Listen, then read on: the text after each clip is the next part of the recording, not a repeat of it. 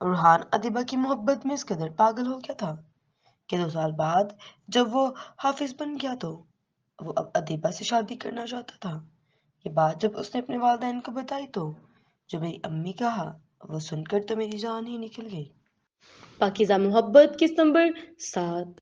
2 साल बाद हमना और हया दोनों के पिछले साल रुखसती हो गई थी। हमना और हनैन दुबई शिफ्ट हो गए थे क्योंकि हनैन की जॉब दुबई में लग गई थी। हमना के वालिद हमना की रुखसती के कुछ वक्त बाद ही वफात पा गए थे। असलान और हया 1 साल पहले बेटी हुई थी जिसका नाम हया ने जिद करके अदीबा से लिखवा दिया। अदीबा ने उसका नाम अरूबा फातिमा रखा था। रूहान ने भी इन 2 सालों में काफी इल्म दीन हासिल कर लिया था। आज उसकी वापसी थी। वो वापस आया तो बिल्कुल बदल चुका था।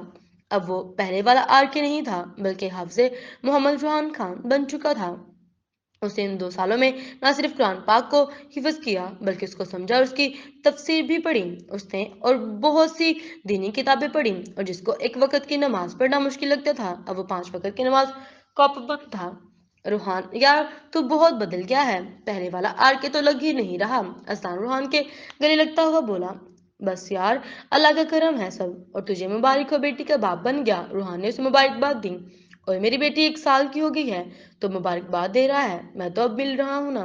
रूहान ने बेड से अरूबा को उठाया। अरूबा की आंखें हया जैसी थी मगर उसका चेहरा बिल्कुल अदीबा में मिलता था। रूहान ने जैसे ही उसको गोद में लिया तो हैरान हो गया। उसे एकदम अदीबा का चेहरा याद आया। यार उसका चेहरा किस में मिलता है। रूहान ने इस्लाम से सवाल किया। हया तो कहती इसका चेहरा अदीबा में मिलता है। अदीबा का नाम सुनते ही रूहान के चेहरे पर मुस्कुराहट आ गई। अजलान ने भी उसके चेहरे की मुस्कुराहट को नोट किया था। वैसे उसका नाम क्या है। रूहान ने उसके दोनों गाल चूमते हुए कहा उसका नाम अरूबा फातिमा है। माशाल्लाह ये तो बहुत ही प्यारा नाम है अरूबा। तुझे पता है कि ये नाम किसने रखा है। अजलान पे ने चेहरे पर शरारत लिए पूछा। यकीनन उसकी माँ ने रखा होगा। रूहान ने जवाब दिया। नहीं तो उसकी माँ ने तो नहीं रखा। अजलान ने कहा। फिर किसने रखा है। सोच सोच कौन रोक सकता है। अजलान उसके तंग कर रहा था। यार अब बता भी दे किसने रखा है। रूहान तंग आ गया था। उसका नाम रखा है मेरी होने वाली भाभी ने। अजलान ने शरारत मुस्कुराहट लिए कहा। होने वाली भाभी। तेरा तो कोई भाई नहीं है फिर भाभी कहाँ से आ गई। रूहान हैरान था। अबे कमीने तू मेरा भाई नहीं है क्या। अजलान ने उसका कमर पर एक थप्पड़ रसीद किया। हाँ हूं तो सही मगर ये भाभी कहाँ से आ गई। अबे यार उसका नाम अदीबा ने रखा है। अदीबा का नाम सुनते ही रोहान एकदम खुश हो गया। सच्ची उसका नाम अदीबा ने रखा है। रोहान को यकीन नहीं आ रहा था। हाँ तो इसमें इतना हैरान होने वाली क्या बात है। मैं कहाँ हैरान हो रहा हूँ बस ऐसे ही पूछ लिया। रोहान के चेहरे पर मुस्कुराहट ही नहीं जा रही थी। अस्सलाम वालेकुम रोहान। पीछे से हया की आवाज आई। रोहान मुड़ा और इस्लाम का जवाब दिया। वालेकुम सलाम कैसी हो या।